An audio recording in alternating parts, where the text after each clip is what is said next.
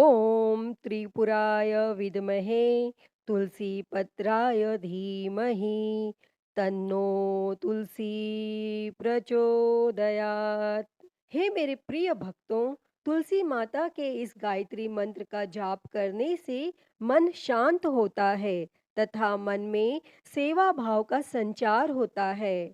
और इस मंत्र का ध्यान करने से गृह कलेश आदि बाधाओं से मुक्ति मिलती है। नमस्कार भक्तों, आप सबका हरिहर भक्ति चैनल में हार्दिक स्वागत है।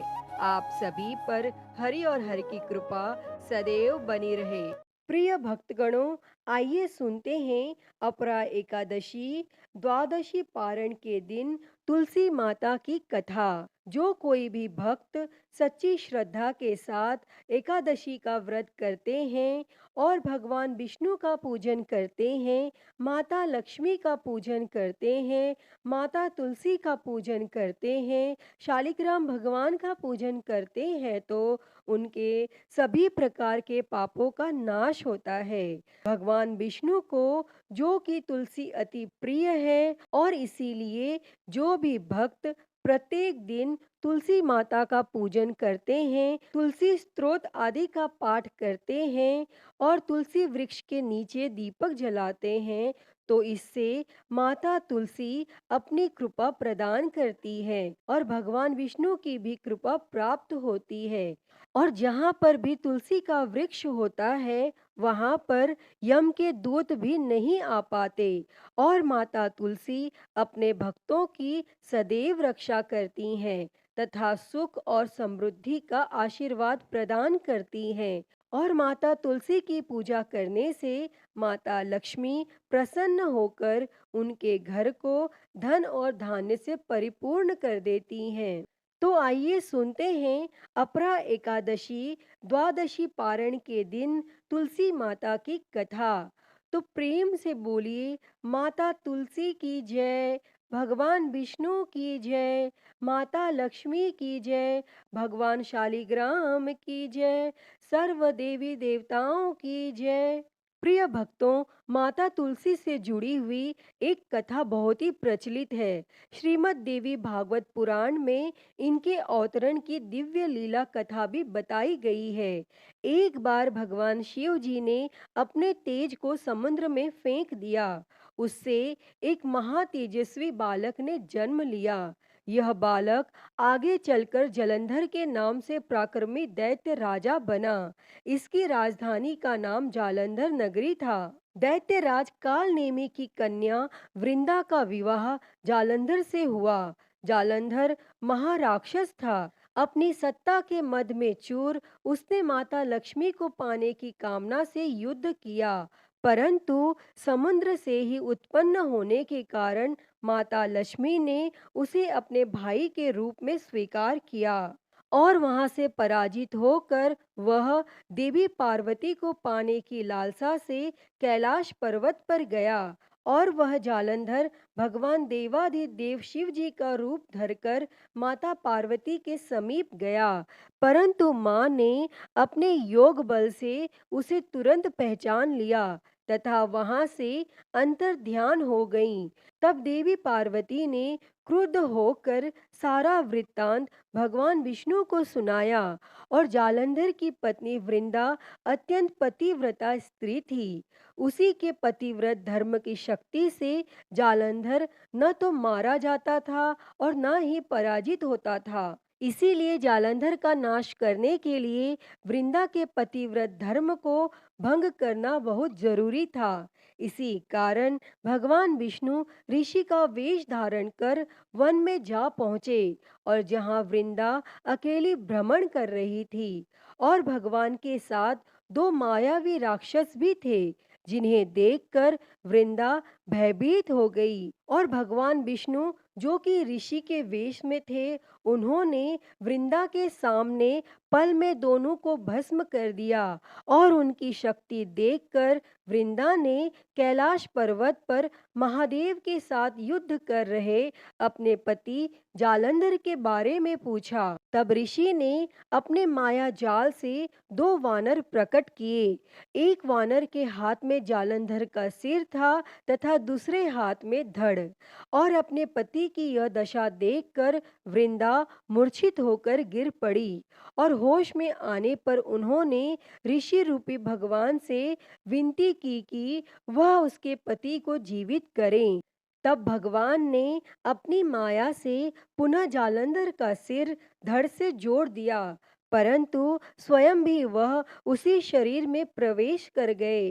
वृंदा को इस छल का जरा आभास न हुआ। जालंधर बने भगवान के साथ वृंदा पतिव्रता का व्यवहार करने लगी, जिससे उसका सतीत्व भंग हो गया। और ऐसा होते ही वृंदा का पति जालंधर युद्ध में हार गया। और इस सारी लीला का जब वृंदा को पता चला तो उसने क्रुद्ध होकर भगवान विष्णु को शीला होने का श्राप दे दिया तथा स्वयं सती हो गई। जहाँ वृंदा भस्म हुई वहाँ तुलसी का पौधा उगा।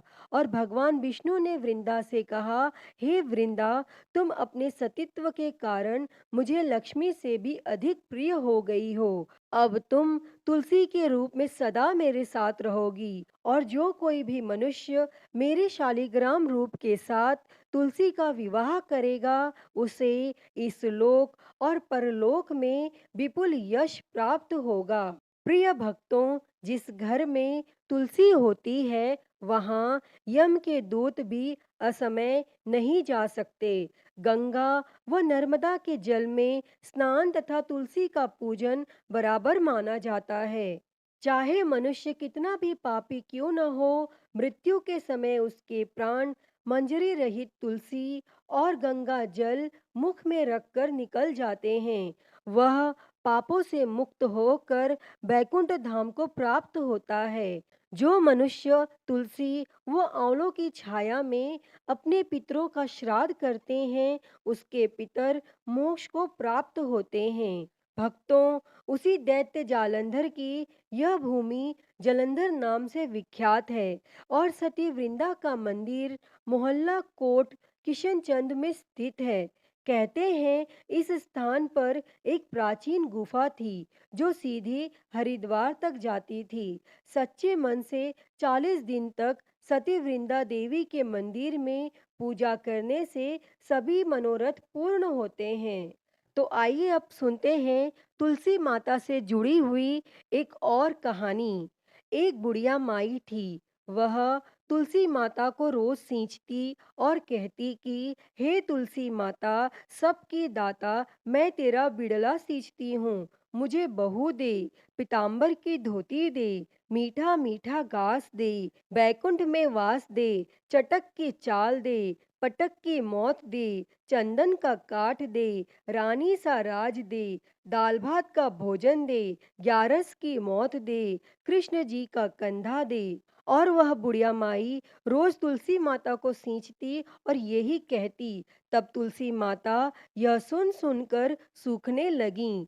तो एक दिन भगवान श्री कृष्ण ने पूछा कि हे तुलसी, तुम क्यों सूख रही हो? तब तुलसी माता ने कहा कि एक बुढ़िया रोज आती है और यही बात कह जाती है, मैं सब बात तो पूरा कर दूंगी, लेकिन कृष्ण का कंधा कहाँ से लाऊंगी? तब भगवान श्री कृष्ण बोले, जब वो मरेगी तो मैं अपने आप कंधा दे दूंगा, तू बुढ़िया माई से कह देना।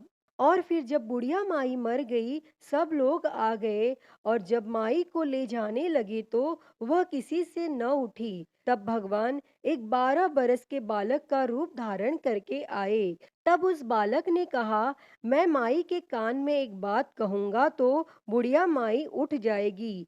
और बालक ने कान में कहा, बुढ़िया माई मन की निकाल ले, पीताम्बर की धोती ले, मीठा मीठा घास ले, बैकुंठ का वास ले, चटक की चाल ले, पटक की मौत ले, कृष्ण जी का कंधा ले। तब यह सुनकर बुढ़िया माई हल्की हो गई तब भगवान श्री कृष्ण ने कंधा दिया और बुढ़िया माई को मुक्ति मिल गई।